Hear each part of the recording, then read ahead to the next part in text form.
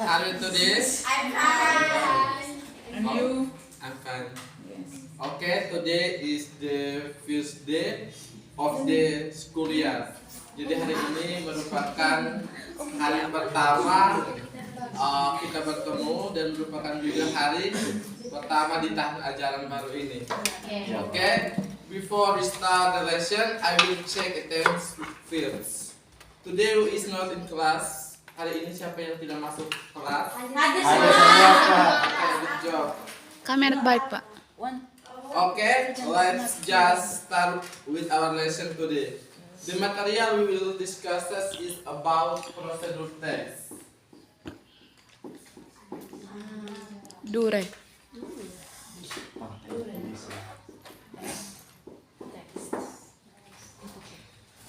Okay.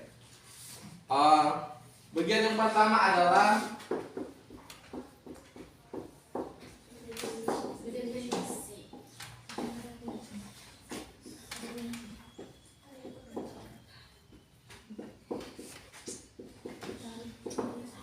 bagian yang pertama definition of procedure text.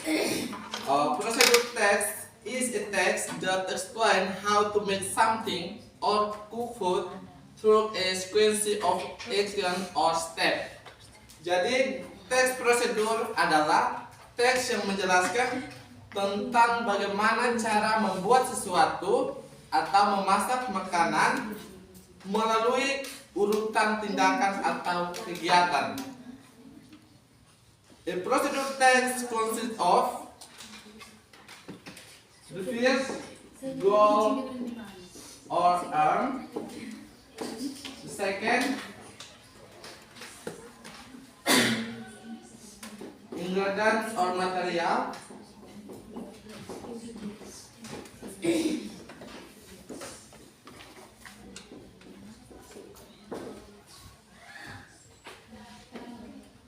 and step or method.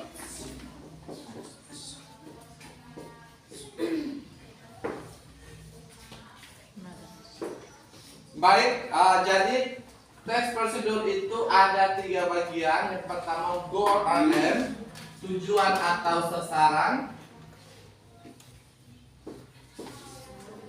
Kedua ingredients or material, bahan-bahan yang digunakan. Dan yang ketiga adalah steps or methods, langkah-langkah.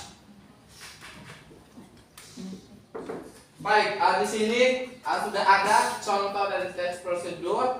Kita akan perhatikan satu persatu. Yang pertama goal or aim, tujuan atau sasaran.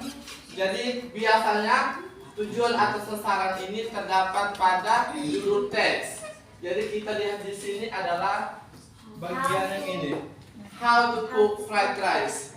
Jadi yang menjadi tujuan atau sasarannya adalah bagaimana cara kita membuat nasi goreng. Nasi goreng. Di sini bagian yang kedua ingredients or methods. Itu adalah bahan-bahan. Itu merupakan daftar bahan-bahan yang digunakan dalam membuat nasi goreng. Jadi bagian yang kedua adalah ini. Dan yang ketiga adalah steps or methods, langkah-langkah yang digunakan. Ini merupakan bagian yang ketiga, itu step. Jadi langkah-langkah yang digunakan itu harus secara berurutan. Jangan setelah kita membuat langkah pertama langsung kita lompat ke langkah ketiga. Tidak seperti itu. Kita harus dari langkah 1, 2, dan 3 dia secara berurutan. Nah, kalau tidak berurutan nanti nasi gorengnya akan hangus. Anjay. Oke, ini adalah bagian-bagian teks prosedur. Terus bagian yang kedua adalah prosedur teks karakteristik. Karakteristik of procedure text.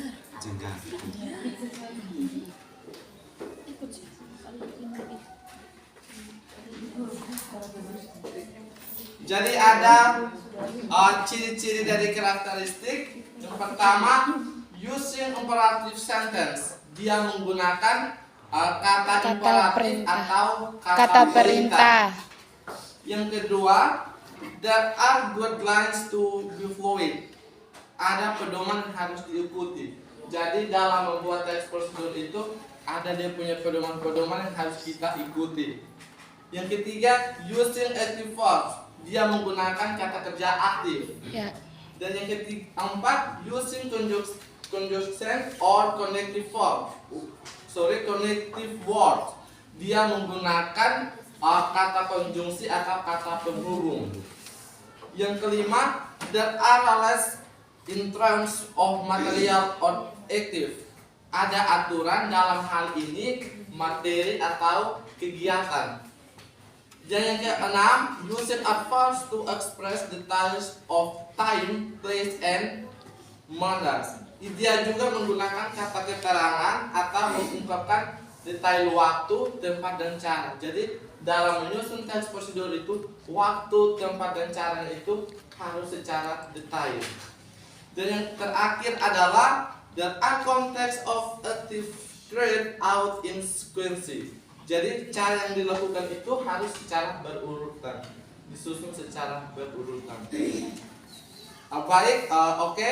The student may be heard. Anyone want to ask about the material we discussed today? Apakah ada yang ingin bertanya? Baik, kalau tidak ada yang mau bertanya, pertemuan kita sampai di sini. Tugas untuk minggu depan, anak-anak silakan buatkan salah satu contoh teks prosedur. Jadi judulnya bebas, silakan buat dan ditulis tangan. Pak tidak akan terima yang namanya print. Baik, Pak. Kenapa mengerti keadaannya? Oke, jadi mungkin pertemuan kita pada hari ini cukup sampai di sini. Sekian dan terima kasih. Sampai jumpa di minggu depan. Dari guru